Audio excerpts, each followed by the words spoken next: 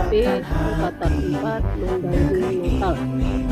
Tugas 101A6 Refleksi Terbimbing Presentasi Kerangka Filosofi Merdeka Belajar.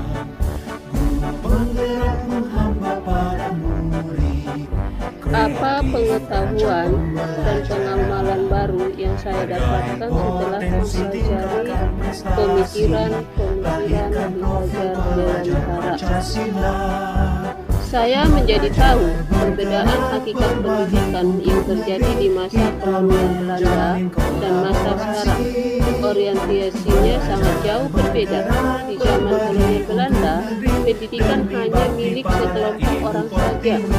Bangsa pribumi yang boleh sekolah hanya yang dipersiapkan untuk membantu kepentingan Belanda dalam berniaga. Pendidikan yang diberikan hanya sekedar calistung saja dan hanya terbatas. Masa kini, pendidikan menjadi hak semua anak bangsa. Dengan Merdeka Belajar, siswa diberi keleluasaan untuk bereksplorasi. Siswa bisa bebas memilih sumber belajar dan pengetahuan sesuai dengan minatnya. Merdeka Belajar adalah hak semua anak bangsa. Setiap siswa harus mendapatkan kesempatan untuk menggali potensi yang dimilikinya. Hak mendapatkan yang baik dengan kodrat alam dan kodrat zamannya. Siswa berhak untuk mendapatkan lingkungan yang dapat mengolah cipta, rasa, dan karsa. Pendidikan bukan sekedar mentransfer ilmu semata. Pendidikan merupakan usaha mempersiapkan segala kepentingan hidup manusia, baik dalam hidup bermasyarakat maupun berbudaya. Anak bangsa dipersiapkan agar mampu menjadi masyarakat global yang sesuai dengan nilai-nilai Pancasila. Saya memahami bahwa pendidikan kita sudah melenceng jauh dari ruh yang sebenarnya. Terlalu banyak kekeliruan yang sudah saya lakukan selama menjadi guru.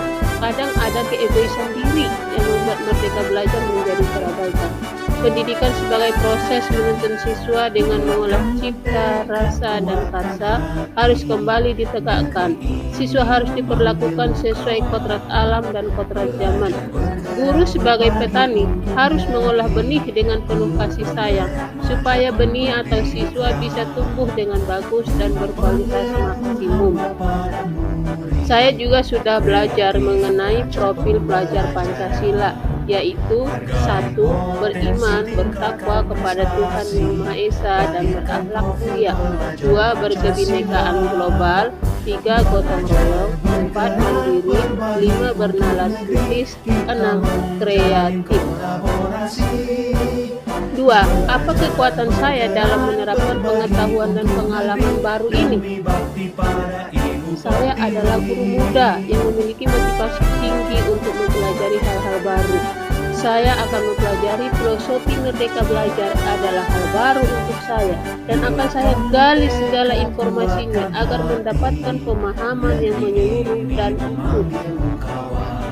3. Apa hal-hal yang perlu saya rubah dari diri saya agar dapat menerapkan pengetahuan dan pengalaman baru ini sesuai dengan Ki Hajar Dewantara, yaitu ingat sesung tulodo ing madya mangun karsya tuturi handayani. Saya akan memandang siswa sebagai kertas yang sudah memiliki goresan samar dan menebalkannya pada hal-hal baik. Yang kedua, membangun pembelajaran yang mengandung ruh dengan mengolah cipta, rasa, dan karsa, menjadikan pendidikan budi pekerti sebagai bagian dari pembelajaran, melakukan pembelajaran dengan memperhatikan kodrat alam dan kodrat zaman, dan menerapkan Merdeka Belajar dalam pembelajaran di kelas dengan mengacu pada pengembangan profil pelajar Pancasila. 4. Apa perubahan konkret yang akan saya lakukan setelah memahami pendidikan Ki Hajar Dewantara? Yang akan saya lakukan pertama, membuat skenario pembelajaran baru dengan mengacu pada prinsip Merdeka Belajar, di mana di dalamnya terdapat profil pelajar Pancasila.